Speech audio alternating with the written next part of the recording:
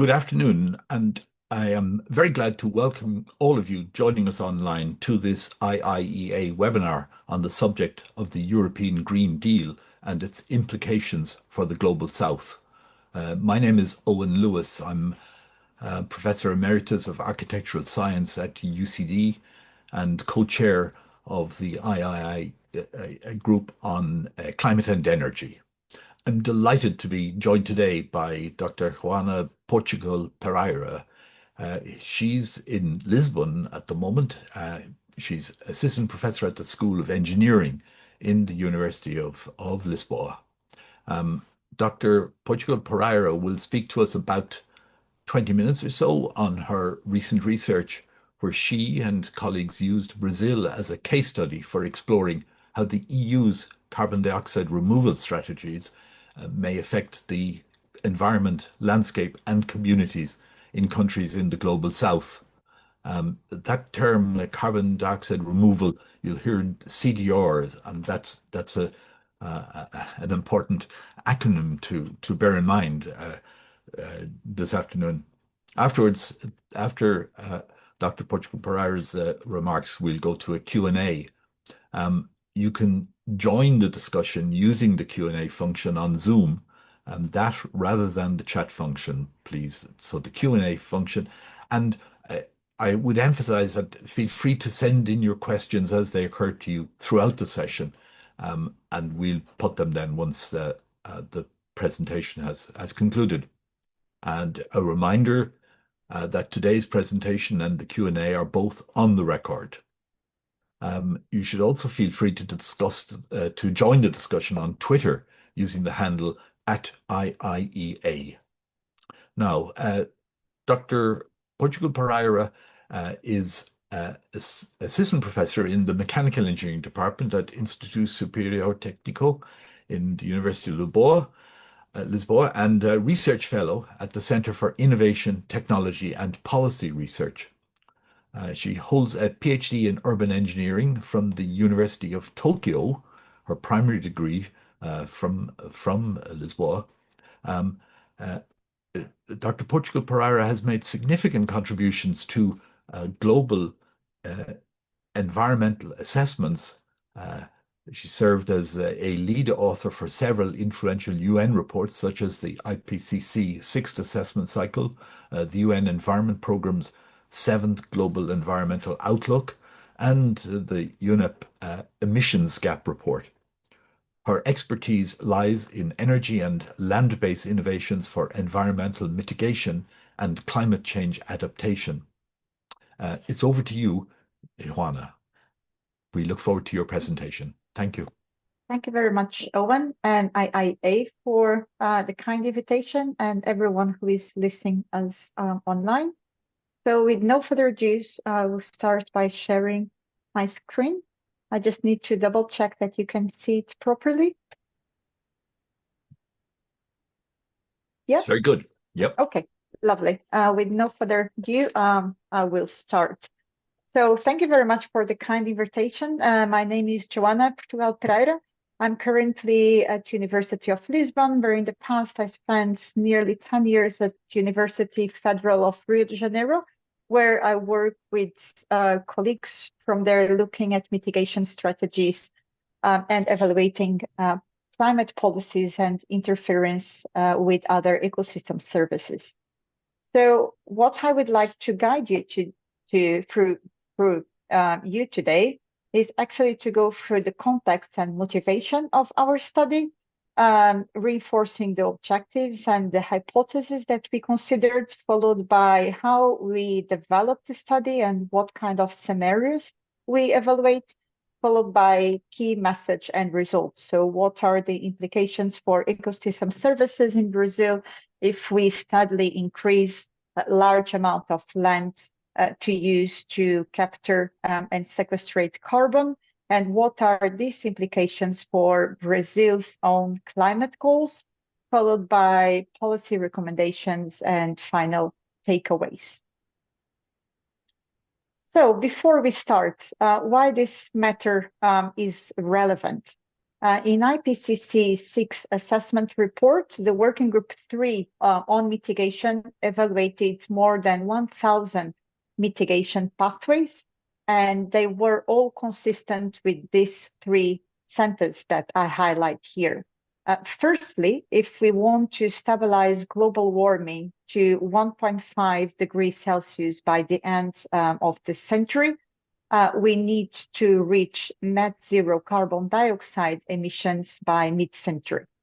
If we want to reach a global warming level of well below 2 degrees, we have a bit more time, but it's still very challenging to reach net zero carbon dioxide emissions by the second half of the century, around 2070. And all this involves a rapid, a deep, and far-reaching reduction of greenhouse gases in all economic sectors. But we do know that we have what we call the hard to electrify or hard to abate or hard to decarbonize sectors that are more challenging to decarbonize. And currently, we don't have cost-effective or technology to do so. I'm particularly thinking about aviation, shipping, agriculture, heavy industry, among others. So and what I show you here in the figure on the right-hand side is a key summary of the different mitigation pathways assessed by IPCC, where we see what we call the residual emissions has a bar, and we see in green and orange the emissions that would need to be negative to counterbalance the positive emissions of these hard to abate sectors. So why it matters? Carbon dioxide removal, the acronym of CDR, I may use it a couple of times here.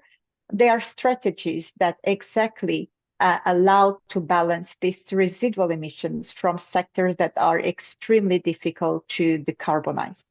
On the right-hand side, I show you a diagram with different types of strategies of CDR, and ones that are more well-known and better modeled by climate scenarios are actually land-based CDRs that required significant amounts of land, especially in countries where we have very high productivity of biomass and land available, which means away from Europe, where we had challenge in terms of land availability. And this may and probably will affect local people, and these impacts are yet to be evaluated. Within European Union, I may very quickly go through this because you probably know it better than I do.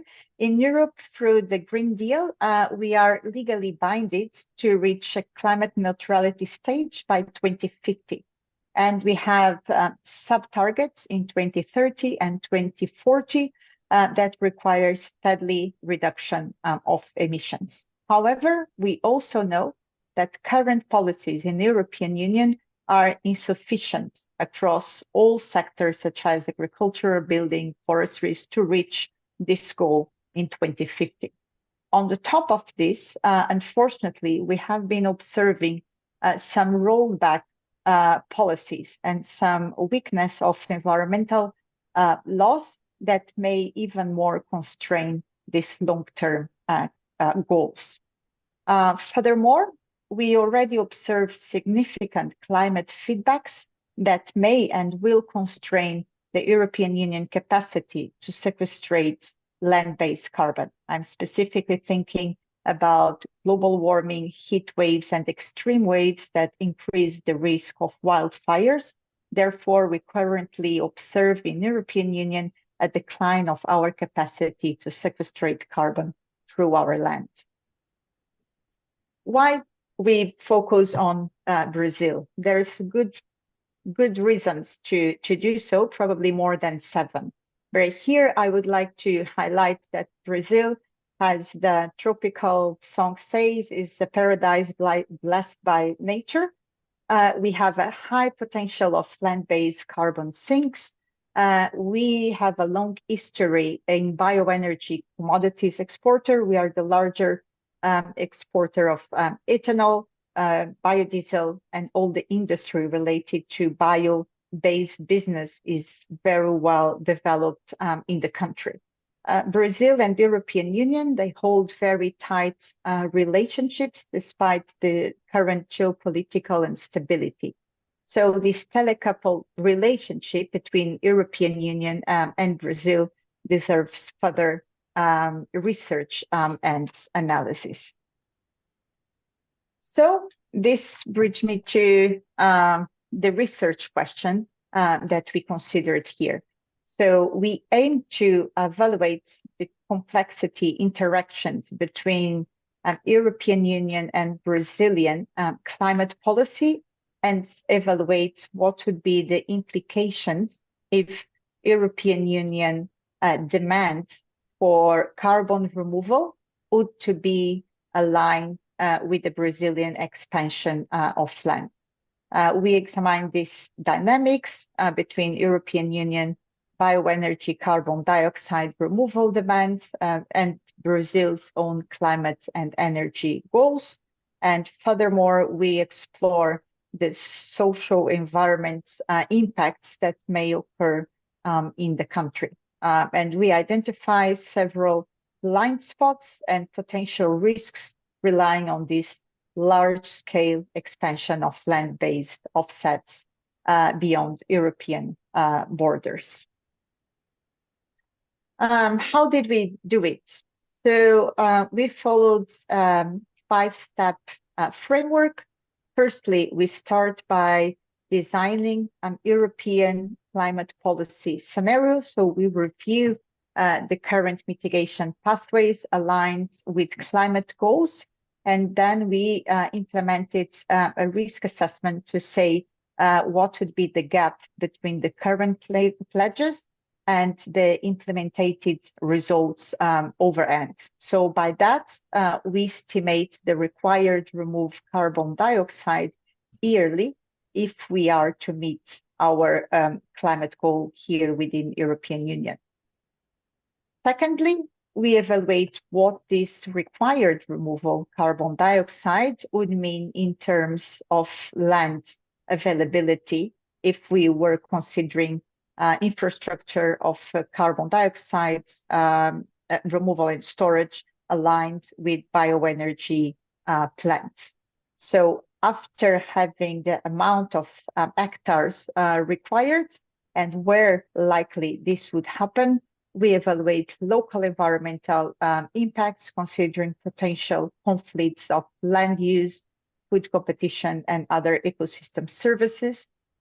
We considered social impacts for local people and indigenous communities, and at the end we draw policy recommendations both for the European Union and Brazil. So in terms of the scenario design, we considered two different criteria or axes that got us to 6 counterfactual scenarios overall. So in the axis, the horizontal axis, we evaluate the risks in European Union fulfilling the climate mitigation strategies has low and high to Brazil. While within the context of Brazilian policy, here showed in the vertical axis, we considered a weak climate governance, a governance aligned with the current policies of full implementation of the forest code that details and constrains illegal deforestation in the country. And the third one, a scenario that is aligned with climate neutrality goals of the country. So in terms of land demand, as you can see here in these two figures, the figure on the left-hand side shows the cumulative land required in dark blue with a high risk hypothesis, with the light blue with a lower risk. And while on the right-hand side, you may see the cumulative carbon dioxide removed based on CDR.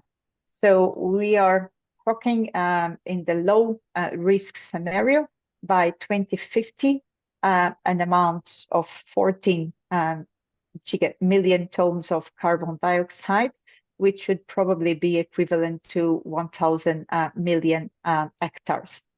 While in the high risk, we are discussing and talking about a cumulative removal of nearly 23 gigatons of CO2 in the same period up to 2050. That would require about 152 million hectares in the country. Just to put these large numbers in context, we run a land spatial explicitly model. One of my co-authors did this task, and we evaluate the weak climate governments and the climate neutrality governments and what would be the best allocation of land used in the country. So for 2050, Brazil project land availability for cropland is about 73 to 84 million hectares. And if we think about non-productive land, mainly degraded pasture and abandoned degraded land, this would be about 30 to 71 million hectares, together with low intensity pasture lands of about 40 to 99 million hectares. But all these numbers, even considering non-productive land or less intensive pastures, would be a lower value compared to the numbers that we estimate they may occur in future. And on the top of this, if low productivity land is to be used to counterbalance carbon dioxide emissions from European Union, this would probably compromise the own Brazilian capacity to fulfill its climate neutrality goals, because part of this non-productive land is being considered available to fulfill the Brazilian climate neutrality plans. So what could go actually wrong? Currently, Brazil has a weak procedural and recognized safeguards for land use and land tenure for historical reasons, and repeatedly episodes of inequality have happened. Historically, we do know, and there's evidence that many of the supposedly green projects are actually bypassed by local people, and they actually reinforce inequality and unfair traits of land and local conditions for local communities.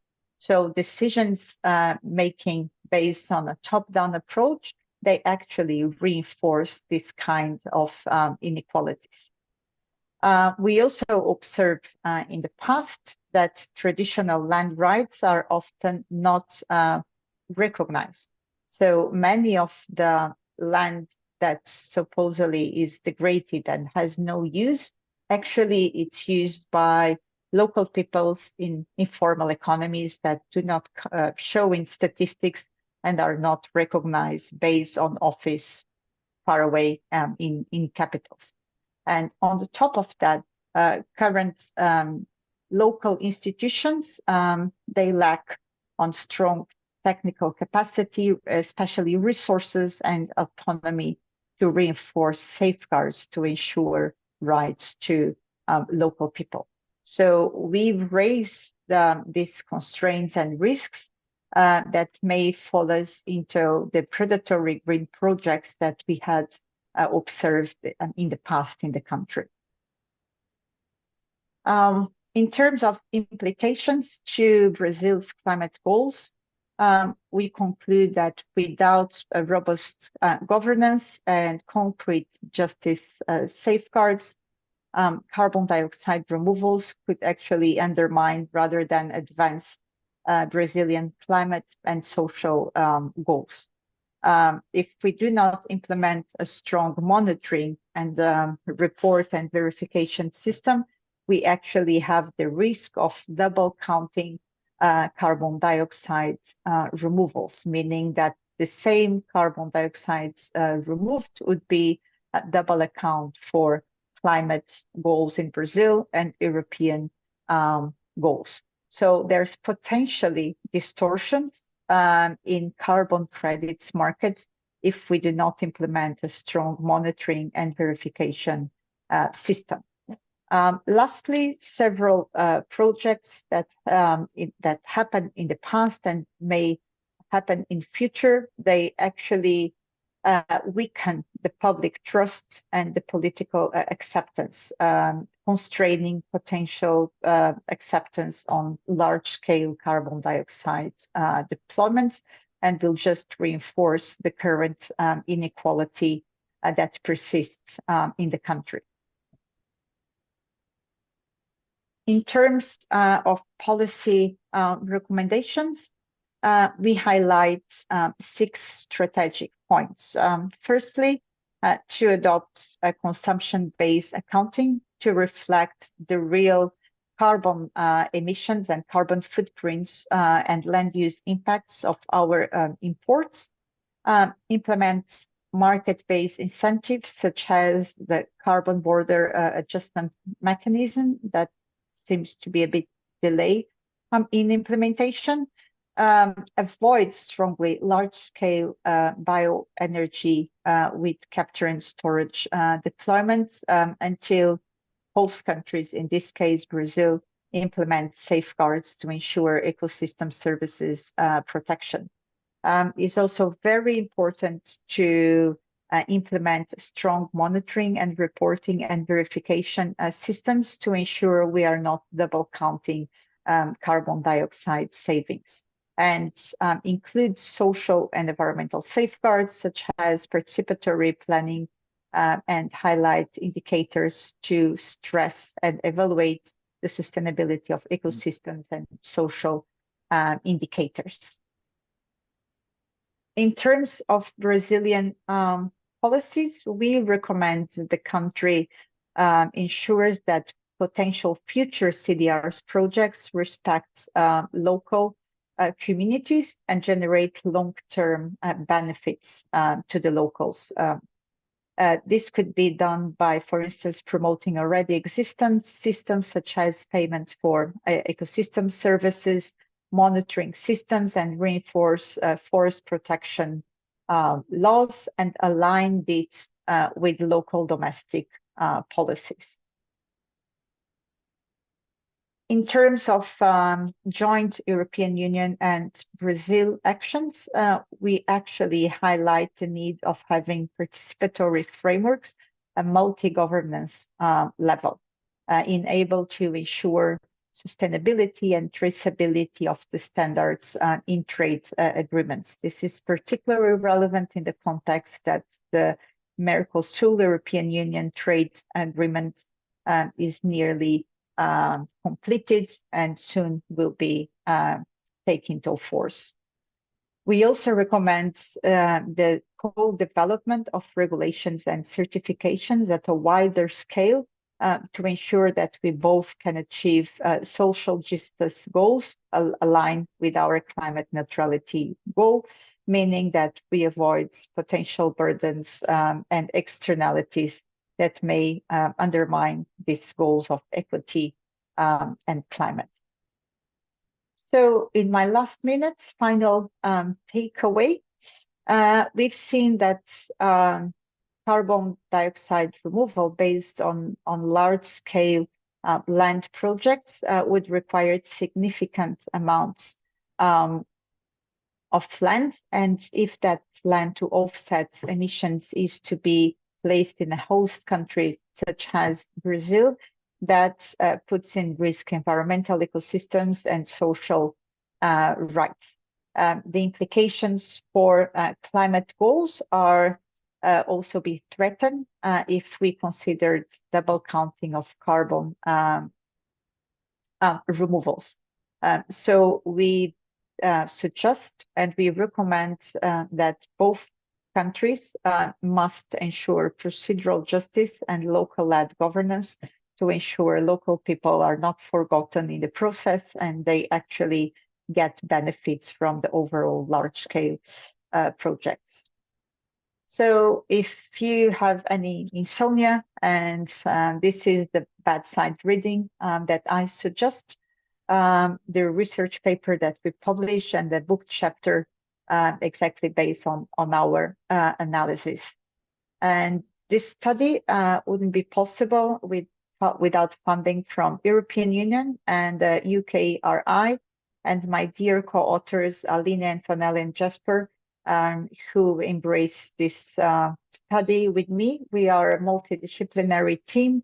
I'm an engineer by profession, Aline a mathematician, and Antonella and Jasper from social science. So this would not be possible without them. So thank you very much, and I'm looking forward to hear your comments and questions.